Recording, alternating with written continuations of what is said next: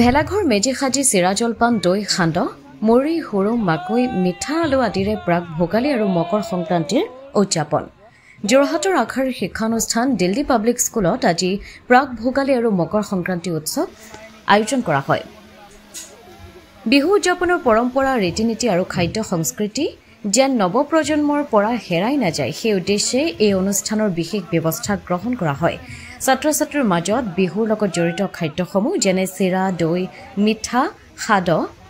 মুড়ি খুৰুম মাকৈ আদি চমুকৈ পৰিচয় কৰোৱা হয় অনুষ্ঠানত ছাত্ৰ-ছাত্ৰীয়ে অসমীয়া পৰম্পৰাগত নৃত্যৰ লগতে বিভিন্ন জনগোষ্ঠীৰ নৃত্য আৰু ভাৰতৰ বিভিন্ন ৰাজ্যৰ সাংস্কৃতিক নৃত্য প্ৰদৰ্শন কৰে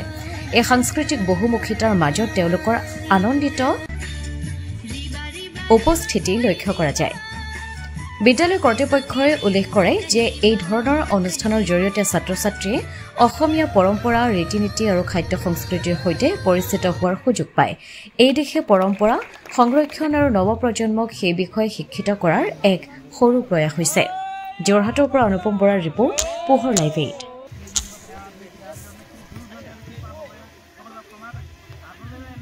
দিল্লী পাব্লিক স্কুল যোৰহাটত আমাৰ মাঘ বিহু সেলিব্ৰেট কৰিছো আমাৰ ল'ৰা-ছোৱালীয়ে বিহু কথা পাহৰি গৈছে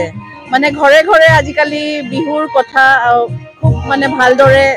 নাজানে ল'ৰা-ছোৱালীসকলে সেইকাৰণে আমি আমাৰ সংস্কৃতিটো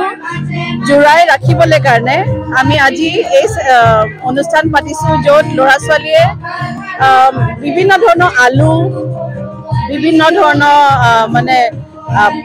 মানে আমাৰ মাঘ বিহুত কি আমি খাওঁ কি মানে আমাৰ অৰিজিনেল অসমীয়া কি বস্তু কি খাদ্য হয় সেইখিনি আমি আজি এক্সিবিশন কৰিছো আৰু এই হিচাপে আমি ভাবো যে আমাৰ ল'ৰা-ছোৱালীখিনি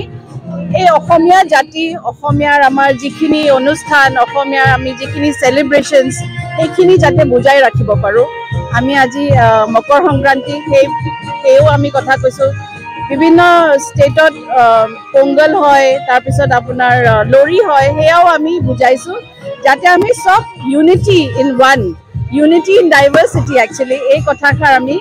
বুজাব খোজো আজি বিহুৰ কাৰণে সবৰ কাৰণে উল্লেখ জনালো নাটকখন এৱাৰ্ড পাইছে গুৱাহাটী মাজখোৱাত হৈছিলে এই নাটকখনৰ একচুয়ালি গোটেই মূল মানে কোৰটো হৈছে অসমীয়া সংস্কৃতি আৰু বিহু আৰু শংকৰদেৱৰ কথা লৈ পেলাই এখন মিউজিকেল ড্ৰামা হয়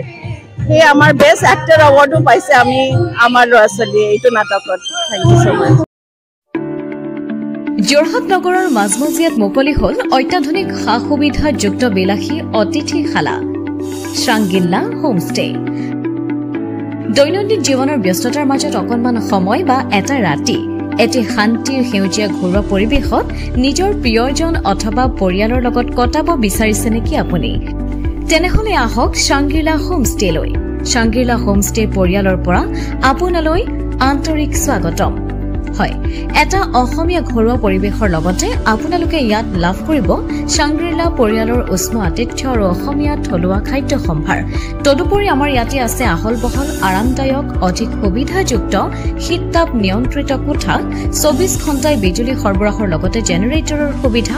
আৰু শক্তিশালী চিচি কেমেৰাৰ ব্যৱস্থা বিনামূলীয়া ৱাইফাই সুবিধা কাৰ পাৰ্কিংৰ ব্যৱস্থা ন্যূনতম মূল্যত গাড়ী চালকৰ বাবে কোঠালিৰ ব্যৱস্থা লগতে আপোনাৰ প্ৰমোদৰ বাবে উপলব্ধ এখন মুক্ত টেৰেছ য'ত মুকলি আকাশৰ তলত আহাৰ গ্ৰহণৰ আনন্দ লাভ কৰিব পাৰিব আপুনি আপোনাৰ বাবে এটি সুখবৰ আমি প্ৰথম 20 জন গ্ৰাহকলৈ আগবঢ়াইছো 30% ৰেহাই মূল্যত অত্যাধুনিক কোঠালি 3 জনৰ বাবে উপলব্ধ কোঠা 3000 কিন্তু বৰ্তমানৰ মূল্য 2100 টকা প্ৰতি নিশা দুজনৰ বাবে উপলব্ধ কোঠা 2500 টকা কিন্তু বৰ্তমানৰ মূল্য 1750 টকা প্ৰতি নিশা তেনেহলে পলম নকৰি এতিয়াই আমাৰ শ্ৰাংগিল্লা হোমষ্টেলৈ আহিব পাৰে আপোনাক স্বাগতম জনোৱা হৈছে আমাৰ পৰিয়ালৰ তৰফৰ পৰা অধিক জানিবৰ বাবে আমাৰ যোগাযোগ নম্বৰত যোগাযোগ কৰক আমাৰ ঠিকনা ডিচিবি ৰোড হেমবৰুৱা পথ তৰাজান কাকতি গাঁও যোৰহাট